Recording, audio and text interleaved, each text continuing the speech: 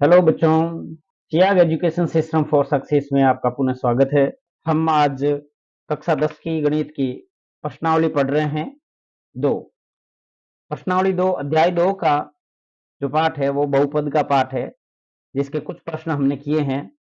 आज हमारी प्रश्नावली स्टार्ट होती है 2.2। 2.2 का पहला प्रश्न हमने किया था, जिसमें हमें बहुपद के शून्यांक ज्ञात करने थे। यहाँ ये दूसरा प्रश्न कुछ अलग तरीके से आता है। यहाँ द्विघात बहुपद ज्ञात करने हैं। पहले प्रश्न में हमें बहुपद दे रखे थे, उनके शून्यांक ज्ञात करने थे।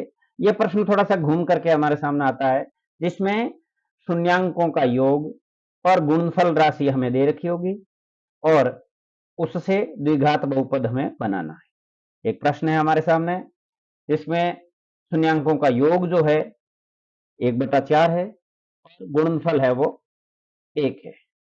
यानी इसके रूप में लिखते हैं शून्यांक यानी अल्फा प्लस बीटा बराबर 1/4, यानी शून्यांकों का योग 1/4 हो गया, और गुणनफल यानी अल्फा इंटू बीटा बराबर -1। इससे हमें बहुपद बनाने हैं। बहुपद में हमें शून्यांकों का योग कहाँ काम आता था, अच्छे से पता है।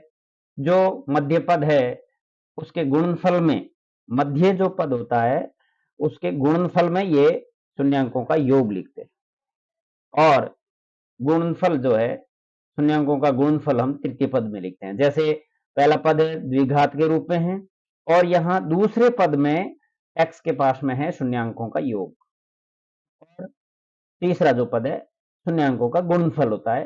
तो हम इसको इस रूप में लिख सकते हैं x² माइनस शून्यांकों का योग गुणा x प्लस शून्यांकों का गुणनफल बराबर 0।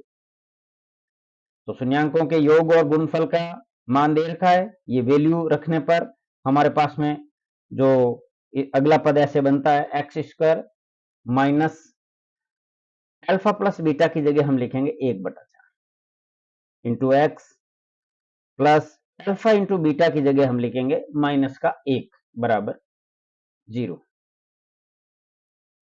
प्लस का प्लस है, अल्फा इंटू बीटा -1 बराबर 0।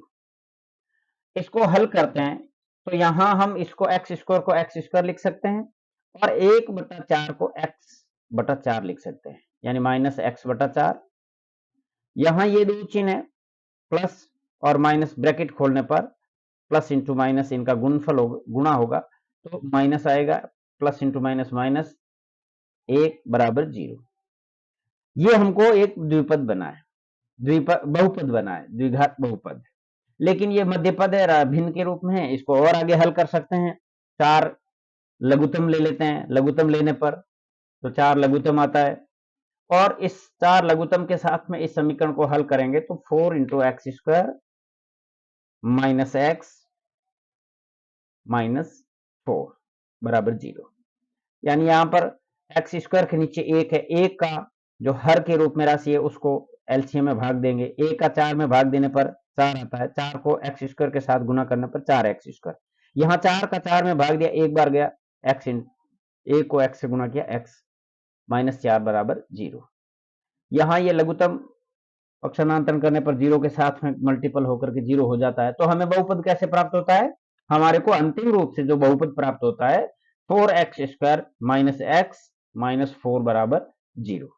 ये इस प्रकार से हमें बहुपद प्राप्त कर सकते हैं, द्विघात बहुपद।